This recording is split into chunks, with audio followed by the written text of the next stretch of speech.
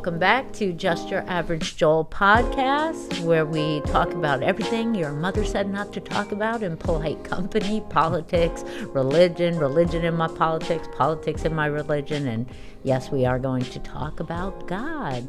Joel's an average guy who had an extraordinary experience, and it's an experience you don't want to miss, but everybody's missing it, and we're trying to get down to the bottom of it. Why? Why is that not happening in the quantities it was happening in the early days of the 12-step programs? And I give you Joel. Thank you. Welcome back, everybody. We're here. Last week we talked a little bit about, we're a little bit of step one stuff. Also, we've been doing a lot of the history. We've been doing, how things used to be, how they are now, kind of the reasons why. But recapping some of that. But we really talked almost like more about ground zero. It's like the ground zero before we get to a step one. And so step one, so we're going to talk more about step one today. And the absolute 100%, the absolute importance of step one. And the whole thing does not go anywhere unless we get a real step one. So I'm going to have Jennifer read some of this, what we wrote down, but it's something I wrote down a while back on step one. She's going to read that. And we're going to go to the big book, and then we're going to go also to the step book, some places where it mentions about powerlessness in step one. But would you read that, Jen? Certainly. Thanks. Okay. Step one. We admitted we were powerless over alcohol, that our lives had become unmanageable. This is the great qualifier. I'm insane, exercising power I don't have and managing things I have no business managing. The second step says came to believe in a power greater than ourselves that could restore us to sanity, making the assumption that you are crazy and need restoration. So drilling down on the first step, it's impossible to find or move towards God when you are God. I have to surrender and make the admission that I am screwed without help. Of myself, I am nothing. The Father does the work. There's a reference in the 3rd chapter of the Big Book that says we had to concede to our innermost selves that we were alcoholic. Citing this is the first step in recovery. The longest travel that a man or a woman makes is the 18 inches from their head to their heart. This also points to our true self, where until we digest these truths on a deep spiritual level, there's no permanence in recovery. Everything in the world of ego is temporal, including our thoughts and our opinions. When a connection is made with our true selves, it seems to become a part of us, or let's say eternal rather than temporal. Why is it so important to digest this deeply? My experience is, as long as I can, I will. I need the experience of step one, which is hopelessness. That is the result of the principle of the first step, honesty. I have no power I can't manage. Then and only then do I become willing to look for hope, and most importantly, move away from me. Then I can be open-minded to something new. I must abandon my old ideas. That's why they say the truth will set you free, but it might hurt a little at first. The pain and hopelessness I felt when I came to the end of myself, reliance was beyond words. The Big Book describes this as pitiful, incomprehensible demoralization. This is also the experience of step one, and the result is to stop fighting and become open to God, not by virtue, but by circumstances. I have to believe. This is where I find hope, which is the principle of the second step, a power greater than myself. Yes, wonderful. And like we were talking about last week, it's like a maze, and there's entrances into the maze. And if you don't go into a certain entrance, you can't really, it's not going to go anywhere. It's going to go to a dead end. And that's what I talked about there with the temporal. And I get it. A lot of people come in, they're powerless, they're kind of unmanageable.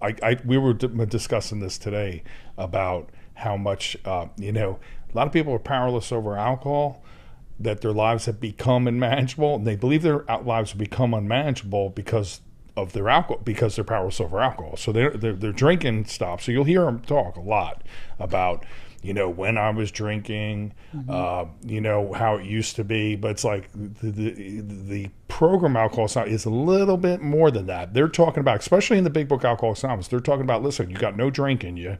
They talk about alcohol being but symbols. They talk about that your life has become unmanageable. And I think a lot of people make the assumption that it will become manageable. If I don't drink, go to meetings, I can manage my life. The truth of the matter is my life has become unmanageable, and it will never be managed by me. Okay, which low bottom cases tend to have a better realization of that, because the self that they had built up over all those years is completely destroyed. So they don't really have a self. So when I got sober, I'm not a guy that gets sober and now all of a sudden I'm functioning, I'm paying, but I almost look worse. I get sober and it's like, oh man, this guy's wrecked. It's almost like, oh, the alcohol was covering it up. It was almost like my medication. It's like helping me. So once you expose that, it's like, oh man, this guy's got real problems. And that's what they talk about, the real alcoholic, that there's no middle of the road solution. No middle of the road solution for those kind of people. We also had some stuff in the big book. Can you go to some of the pages that we had in there, and kind of little snippets of what they say, each one of them? Okay. Page 25.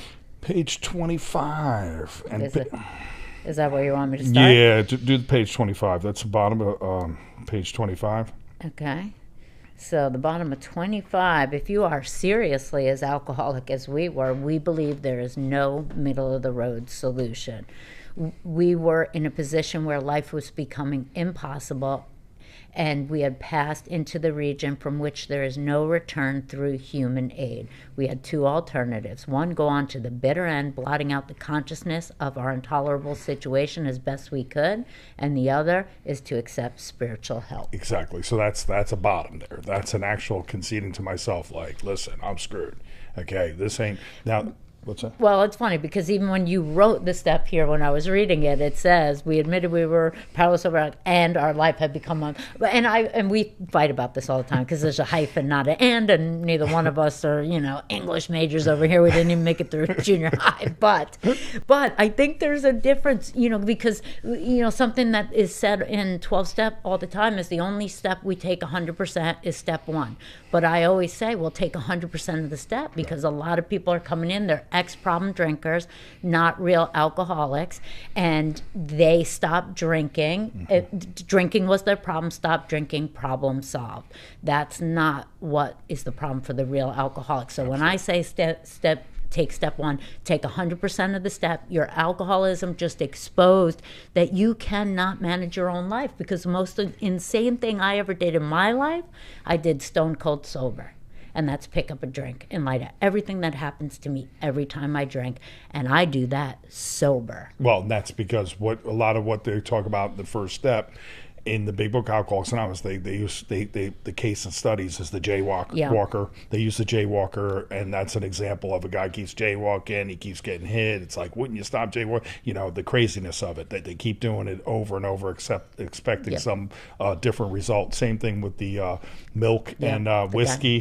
Fred or whatever, he goes, well, if I put a little milk in my with my whiskey, maybe I won't get so wasted. The insanity that precedes the first drink, and that's what I'm powerless over. I'm powerless over my mind. Yes. And that's the and they also talk a lot about the essential psychic change. So really when you get into a real step one experience, my step one experience was I'm crazy and I'm screwed. You know what I'm saying? So it's like, not only, and this is attached to me, it's in my head, it's wherever I go. I'm not running away from it, I'm not going to hide from it. It's within me. Yeah. So therefore my then you're going to get into, well, how are we going to solve an inside problem? And what do? A lot of times we try to solve it on the outside. We say, okay, if I go here, there, that's going to solve that inside problem. No, it talks about the peculiar mental twist. It's a lot deeper than that. What is we got some more pages on the... Page 30. Page 30, which is more about alcoholism. This is chapter 3 and more about alcoholism. And this is one of the first times it hints to the self that has to digest this. So now, a lot of people, if you look at Bill's story, my story, whatever, we intellectually know where we have a problem. We do it in our minds. We see the evidence, but it never gets past the 18 inches that we talk about, the longest travel any man will make or woman, from your head to your heart. When you conceive, once you know something on a spiritual level, you know it. It's eternal. It's not like because my mind changes all the time. But once it gets past that concrete, whatever it is in my head. So here's one of the parts. Yeah, and it explains the idea Right. that somehow, someday, he will control and enjoy his drinking. And usually when I'm enjoying it, I'm not controlling it. That he will control and enjoy his drinking is the great obsession of every abnormal drinker. The persistence of this illusion is astonishing. Many pursue it to the gates of insanity or death. We learned that we had to fully concede to our innermost self that we were alcoholic. This is the first step in recovery. The delusion that we are like other people, or presently maybe, had to be smashed. And then they hit the book.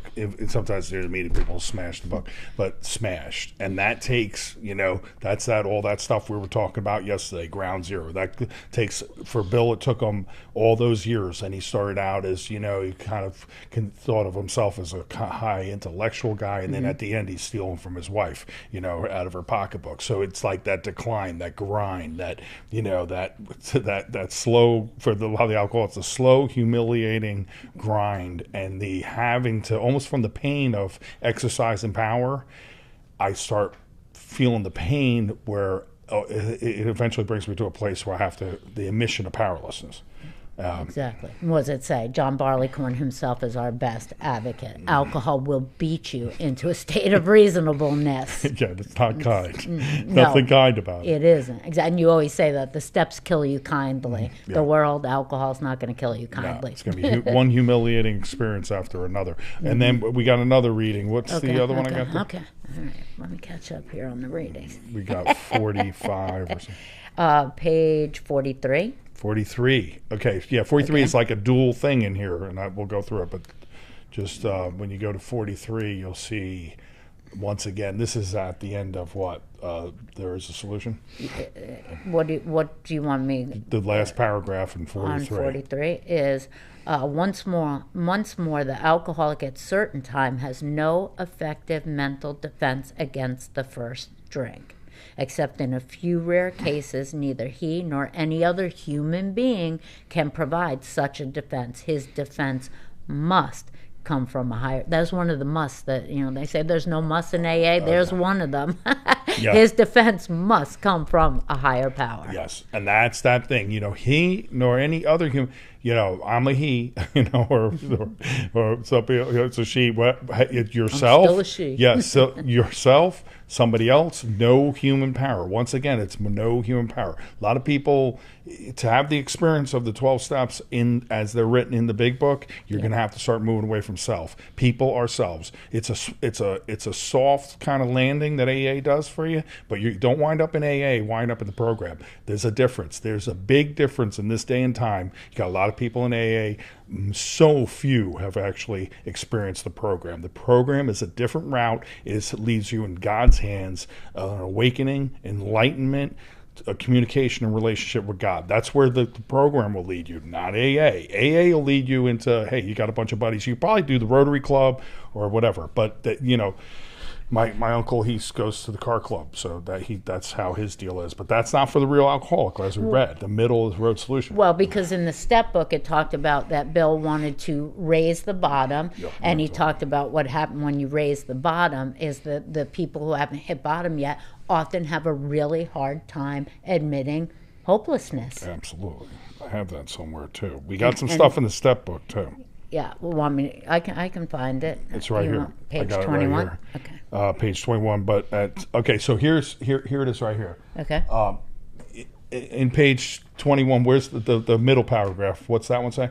Okay. So, but upon entering AA, we soon took quite another view of this absolute humiliation. We perceived that only through utter defeat are we able to take the first step towards liberation and strength. Our admission of personal powerlessness finally turns out to be the firm bedrock upon which happy and purposeful lives can be built. And that's the bedrock. Another part, it's going to say bedrock of our whole program is consistent on that also. The taproot. The taproot. Yeah, the bedrock, right? It's like where it says in the Bible, personal powerlessness is the strongest foundation. It's solid, it's unshakable.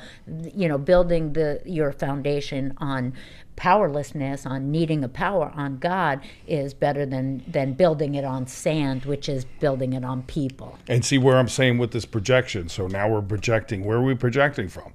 We're over and over and over saying human power is no good. In fact, in the ABCs, we're powerless over alcohol. Their lives have become unmanageable. Probably no human power could have relieved our alcoholism, and God could and would if he were sought. That's the ABC in Alcoholics Anonymous. Now, they're saying probably no human power. So they're trying to move you away from self.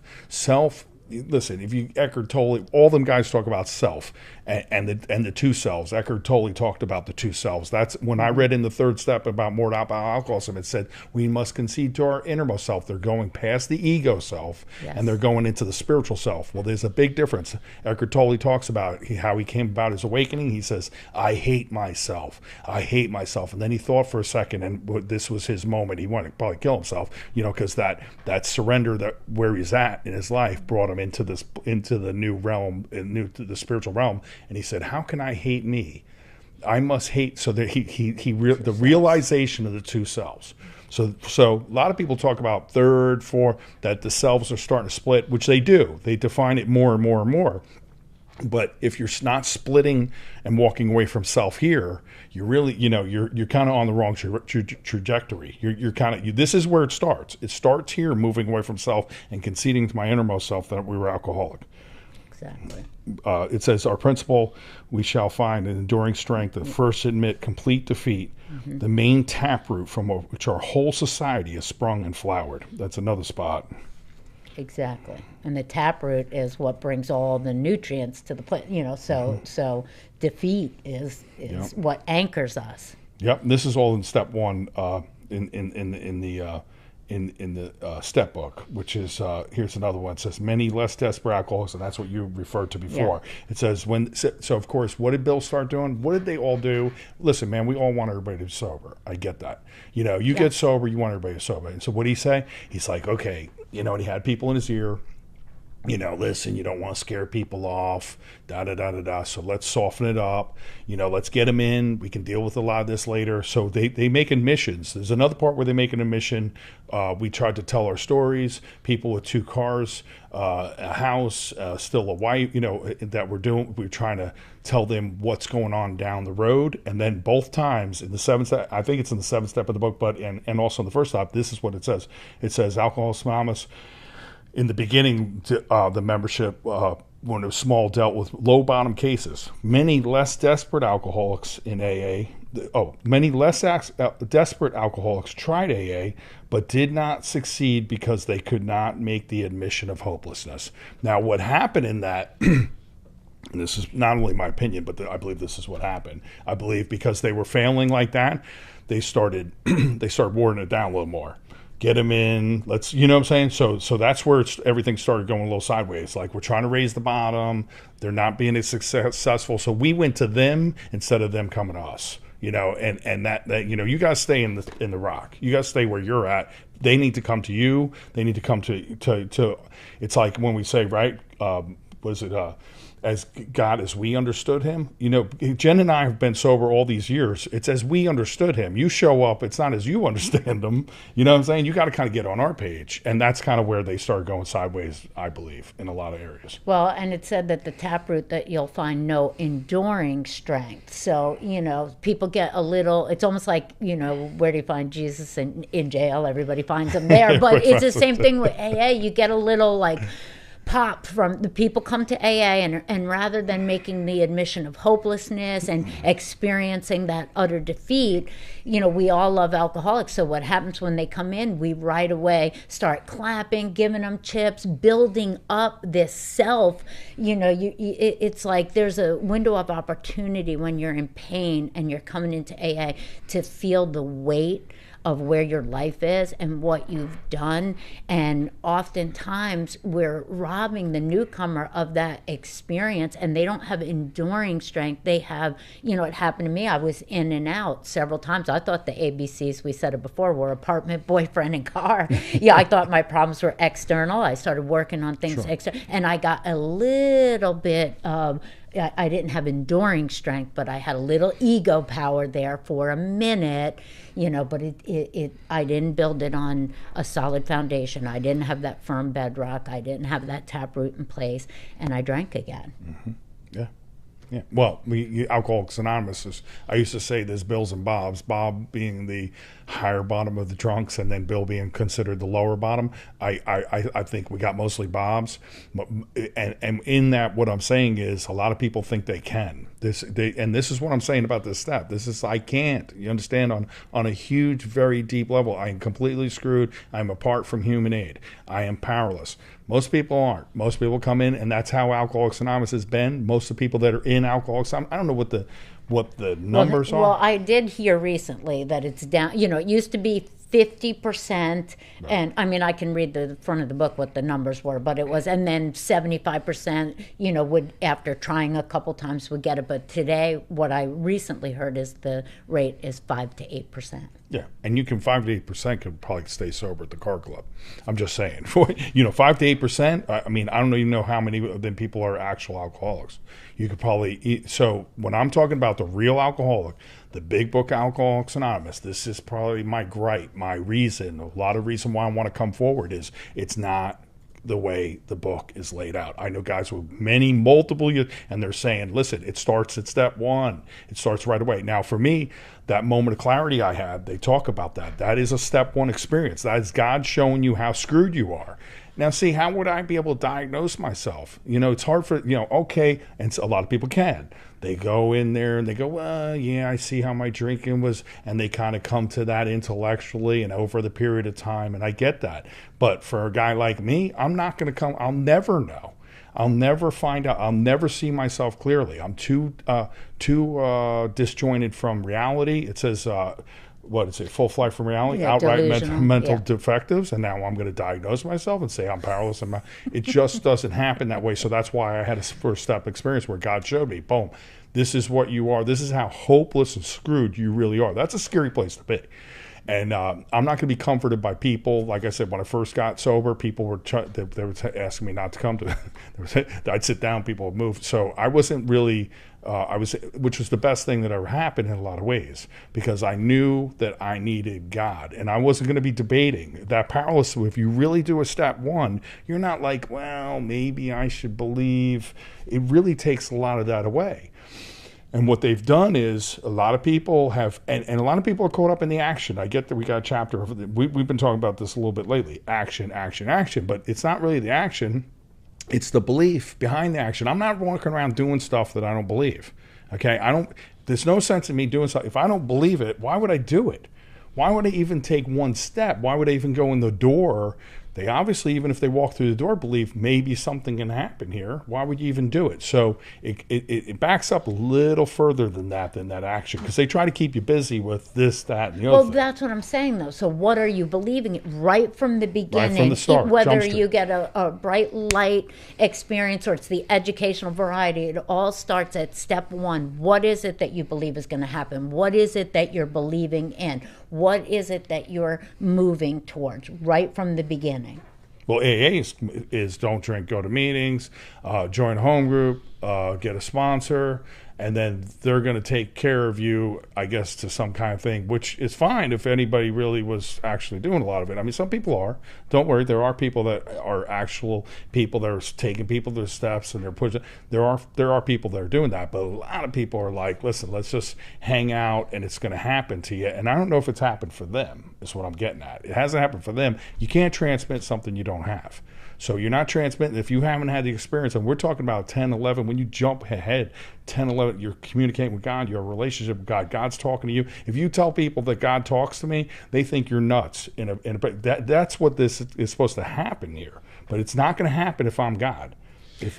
Well, so and another point was, the big book deals with low bottom cases. Okay, the step book was Bill was raising the bottom, and then let's take it a step further. Then you got the living sober book, which says you can get sober by eating candy, and even though it says this is not a says it at the beginning. Yeah, this book doesn't offer a program of recovery, but they have living sober and it's now approved literature. Okay, and now they have the plain language big book. So we've gone from the big book through the years, And now they've taken the Lord's Prayer out of the the World Conference.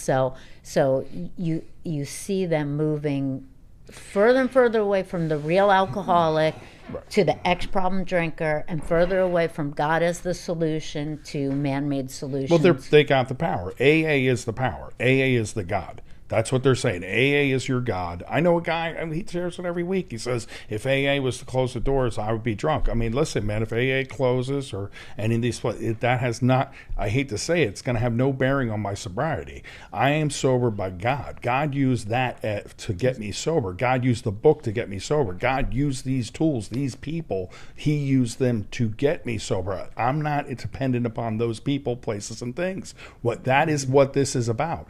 You're powerless. You're unmanageable. Hopefully your trajectory is going to be in God's hand, not in the people's hands. That's the worst thing. That's a dead end. That's a dead end for you. And it could be 5 years. Some people go their whole life, but they're not alcoholics like me. I'm just telling you, they're not an alcoholic like me because I'm going to hang myself at some point, or I'm never going to be able to live dependent upon people. I'm going to need an essential psychic change, and I'm going to have to be transformed. That's supernatural.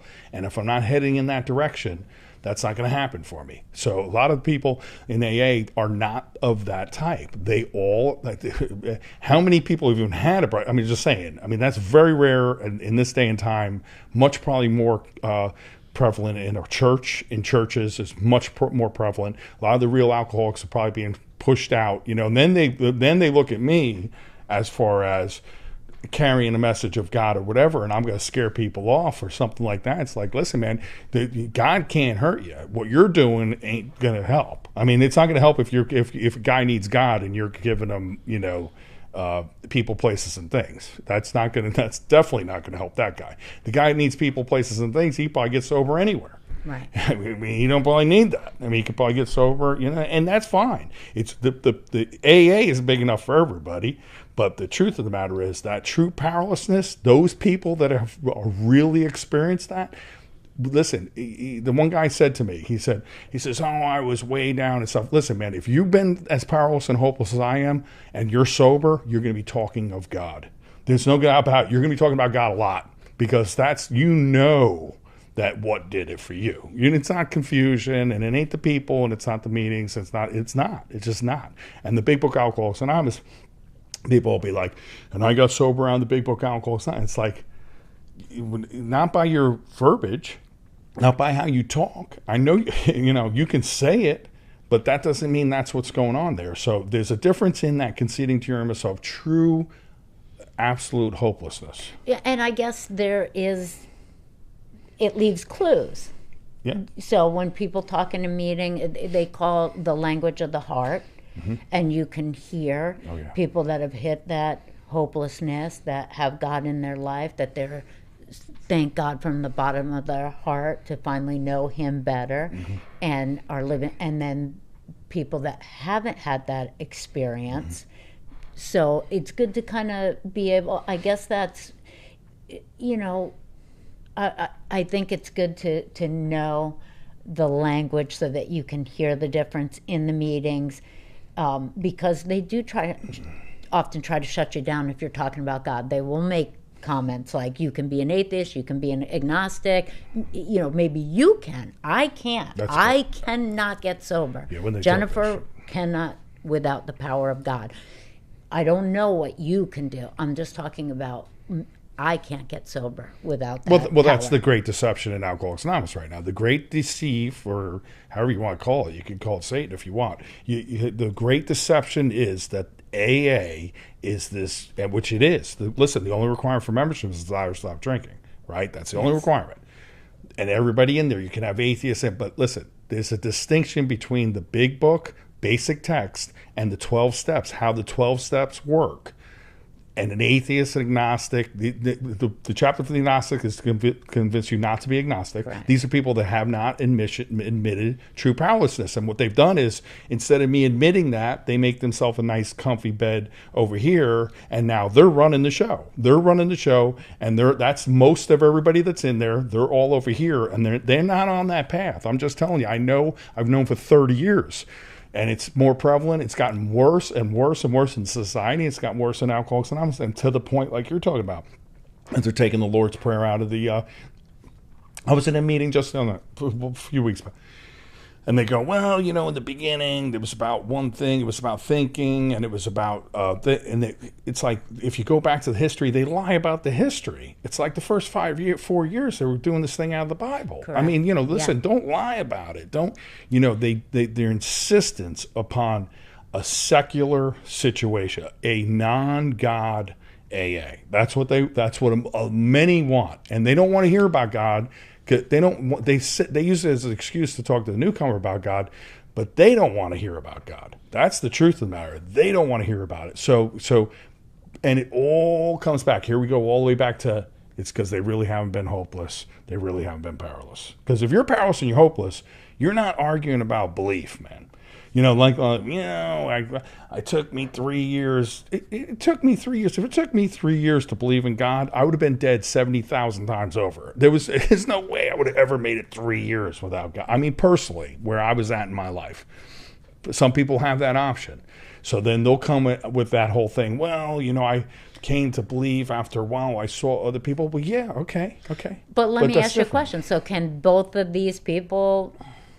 I mean, I just heard a podcast. The guy was a little extreme for me, but he was talking about a glass of water, and if you put 1 drop of fentanyl in it and drink it, even though it looks like a clear glass of water, there's not much fentanyl in it. Just 1 little drop contaminated the whole thing, and you drink it and you die.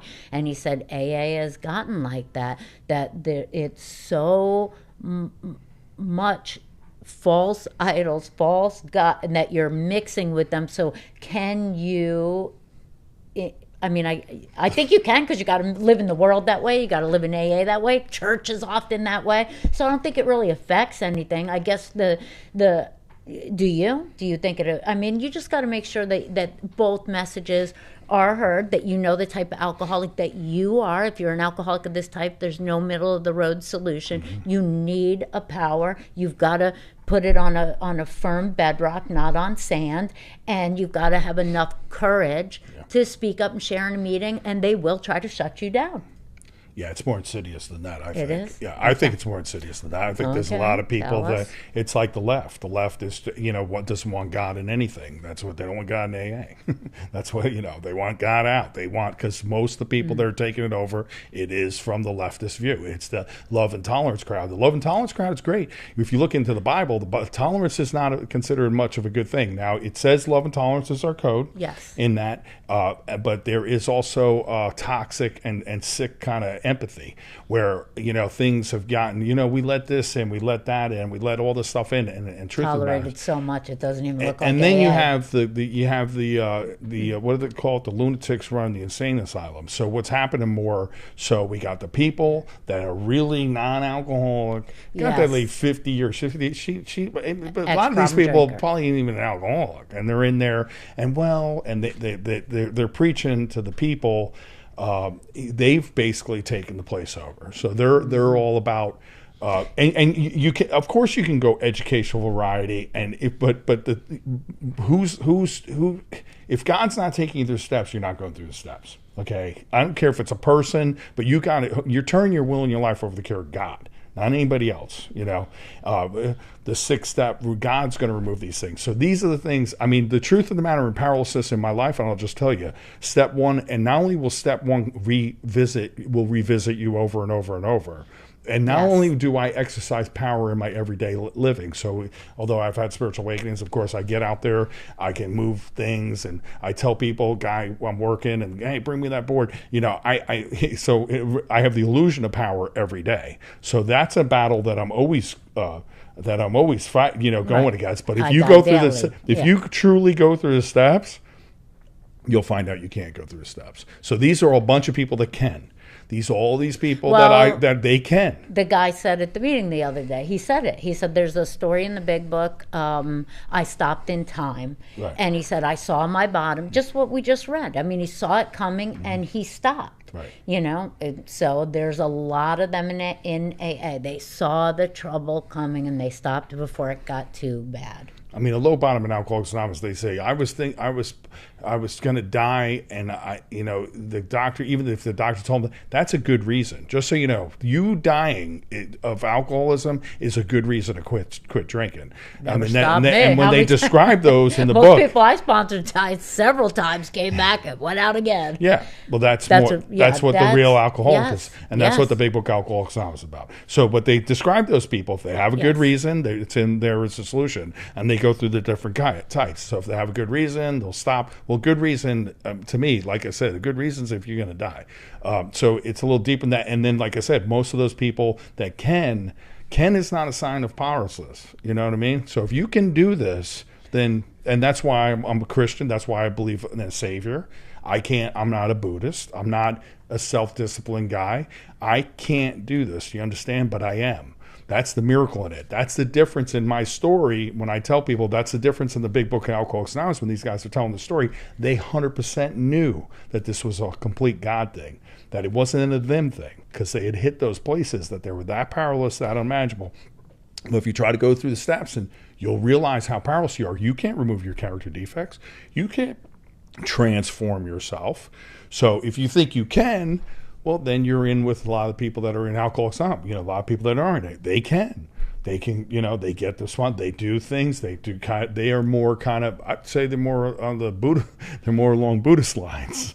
Some of them believe in Christ and they're Christian, but they're more on that line that they can actually take in information and do what they need to do with it. That's not where my program started. My first step is I'm powerless, I'm screwed, I'm crazy. Surrender. Meaning the peculiar mental twist, the strange mental blank spots. The impossibility. The absolute 100% possibility of you getting sober. It's like you can? Really? You're going to need, and if you look at the book, how the book is, even when they look more about alcoholism, they're constantly, consistently showing how listen, make sure that this guy's going to God. They kind of pushing them to God. They're pushing them to God. People are kind of pushing people away from God. And because I believe a lot of them, because they can. They can. They've been able to manage. And that's what I think a lot of people are. It's powerless over alcohol, and that my life has become unmanageable because I drink. I don't drink anymore. My life is a lot more manageable. And for a lot of people, listen, when you're drinking and smoking crack or whatever, obviously you do a lot better. A lot of times. I'm saying if you haven't gone to places like I have, because I myself had Chuck C says I died of alcoholism. So the actual myself kind of folded it within itself. It just crumbled. But some people, once they get sober, they can kind of like manage. They get a job. They have money, right? They start making money. They start exit. Really, what they start doing is exercising more power. Really do. They kind of miss the gateway, like I was saying, that door that has to shoot you into a certain direction. Yeah. Okay. And they may hit a bottom later. A lot of them do. I've seen that happen. Well, one of our guys talks about it. He says it's 7 years. He said his sponsor said, "You are the most angry guy with 7 years that I've ever seen." He's like the manageability of his own spiritual connect. Because remember, manageability is a state of consciousness. It's really more about a state of consciousness. So dry, your fire has it. Yeah, he's so dry. Don't light a match. Yeah, don't light a match around this guy. So a lot of it is. And that's what happens if you're a real alcoholic. What they say, the dis-ease, right. The spiritual malady of the real alcoholic is restless, irritable, discontent. And without this essential psychic change, that's what sobriety becomes. Restless, irritable, discontent. And Chuck C says that sobriety will be untenable. It's not if he's going to drink again, but when. Right. And you'll watch guys come in, like a guy will come in, listen, this guy's screwed, this, that, he'll call me, whatever. And he's going to tell me what he needs to do. So you see what I'm saying? That's a great indicator he's really not powerless. Powerless people and people have really taken steps. One are like, I don't know what to do. Yeah. It's just like Bill talks about on page 10 in Bill's story. Ebby's going, he goes, well, he's cracked on gin. I think he's cracked on religion. He says, I'm interested. Of course I was interested, for I was hopeless. That's Bill, page 10, Bill's story. That's when Bill comes to being, what does he say? I was interested. Of course I was interested, for I was hopeless. And that's where you got to get to. A lot of people skipping over that, and now their whole recovery is not going to be, it's just not going to be the same. It's not the same projection. It's like you're taking a flight to New York, you're supposed to go to New York, but you got on the California plane. Yeah. You know what I mean? You're going to wind up in California. You're not place. going to wind up in the same place. So that's the threshold. That's where you got to, and like you said, a lot of people ain't helping it with the illusion. Like this one guy, he gets so drunk all the time. And he'll put stuff on Facebook, and they're all like, you can do it. You can do it. No, he can't. That's the problem. That's why he keeps getting drunk, because he can't. Yeah. So, and of course, I mean, I said that in a meeting, and it upset the newcomer. And she said, I'm glad nobody was beating me up I'm not saying beat up the newcomer. No, I'm not saying, but it's funny because Bill Wilson, when Harry Tebow, one of the psychiatrists, did a whole paper on, trying to induce that surrender experience for somebody else. It's not something that can be done for you by other people. It's internal. That is between you and God. Yeah. And that's like I said, when they come in, you got indicators too of how people are, and the other thing, you're not doing anybody any service by saying, okay, it's okay. Because now you're going to get down the road, and then they're going to be disappointed and disillusioned down the road. It's better to realize, listen, you don't know what you're talking about. Even the years that they were being like... Yeah, sit down, shut up, take the cotton out of your ears, stick it in your mouth. That's how they treated newcomers when I came in. Yeah, that's a little better of a thing almost than it is with the whole... They're the most important person in the room. Exactly. And you're not powerless. You can do it. Get some... it's a little bit... The other way, it was almost like they'd raise their hand to go share in a meeting, and the guy would shut them down. They'd be like, listen, you don't know nothing about staying sober. Carrying the mess. Yeah, you don't know nothing about staying sober, so, basically we don't want to hear from you. I liked it. I liked that kind of honesty. I know, but, It was a rough version of really, I'm sure the recovery rate was higher. Than it is right now. And that's what Bill says to Dr. Bob when he says, listen, the take it or leave it attitude and we can't be all things to all men is actually seemingly working a lot better. He knew the success rates were different. And in the book it says, what you said, there's signs. So when you are talking to a newcomer and they're resistant, fighting, don't want to hear about, the book does say, I know it's hard to do. It says, you got to move on because there's an alcoholic who is ready for that, and you got to spend your time with that person. But we got the love and tolerance thing going on when everybody thinks that Jesus was a pansy. And it's funny, if you read Jesus said, at one point he said, let the dead bury the dead. He looked at a guy and he said, let the dead bury the dead. He says, don't put pearls before swine. He'd look at people and he said, this guy's not going to, this is not going to happen. He knew, obviously he knew better than anybody, but I'm just saying, and that's the indicators you have. You have indicators. This guy's, why are you, now it becomes your ego. Now now it's you. You're going to convince them. You're going to sell them. Yes. Jen's done that. I've done it so much. I love alcoholic women, so they're. I think I'm Sigmund Freud over. I come this way. I come this way. I come this way. I want to convince them. The true sign that something's happened for you is that you want everybody to have it. But Joel's told me so many times. Who are you to judge their heaven? They're right where they want to be. If they wanted this, they would do something different. They don't want it. I'm not going to make them. I guess it's attraction, not promotion. I guess I'm. Well, but you do it. Bill did it. I do it. We've all done it. Yeah, it's like we want it more than they want it. Yes. Because we know it's there for them, and so we get into where we're thinking we're much more powerful than we are. Here we are again. Back to being not powerless, you know what I'm saying? So it's the vicious cycle of that. Well, and it's like, who wants to condemn your sick brother to die? That's the feeling that you have. But I'm not condemning them to die there. Well, and Christ called out, I was talking about the seven woes. We played the thing with the clip there too. I want to talk about that a little bit, but just for a second. But he was not how people think they're better than Christ.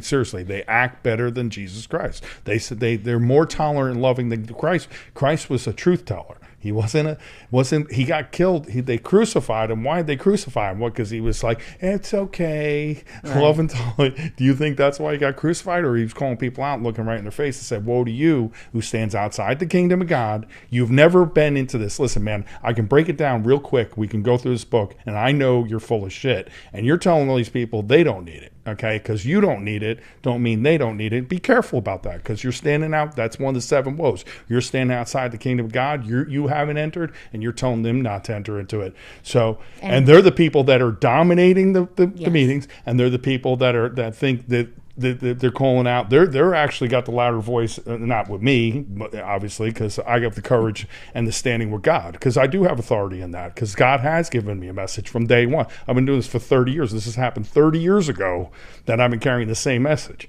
So, this isn't something, and I've tried, and I really am trying to, I try to be tolerant about it. I try to be a certain way. I try to be a good way about it, but the truth has to be told. You know what I'm saying? And the truth is, you have no power. The book says there's one who has all power. And, I think the word all, what was it?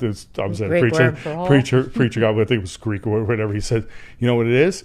It's all. So, and then they go in the 10th step and says a lot has been said about the one who has all knowledge and all power. Once again, they go that. So how much power do I have? I have the power to make a decision. And if I'm not being properly armed with the facts, or the spiritual tools aren't being laid at my feet, what decision am I making? So that's getting ahead of it a little bit. But listen, this is all remedied by you being powerless. If you really are hopeless, I'm just telling you, you're not going to fight it. You're going to go down this path. You're going to have nowhere else to go. Do you understand? Like that officer and gentleman, I used to say this all the time. Yeah. And he's going, you want to go out with your daddy? He's trying to get him to quit. Yeah. And he goes, you want to go horse chasing with your daddy? And because he was making about his father and how he grew up and everything. He goes, I got nowhere else to go. That's it. He's got nowhere else to go. This is it. Yeah. This is the path. That's it. That is that true hopelessness. Yeah. Exactly.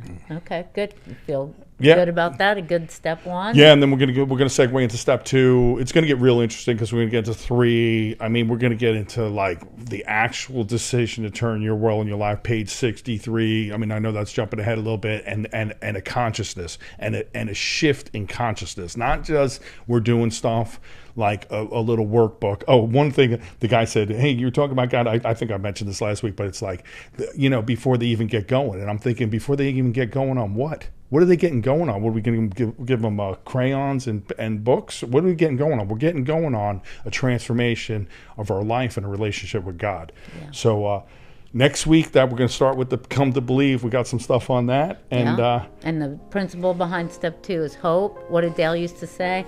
I used to be a hopeless dope fiend. Now I'm a dopeless hope fiend. So next week we'll talk about hope. Don't forget to like, subscribe, and share. And we'll see you next week.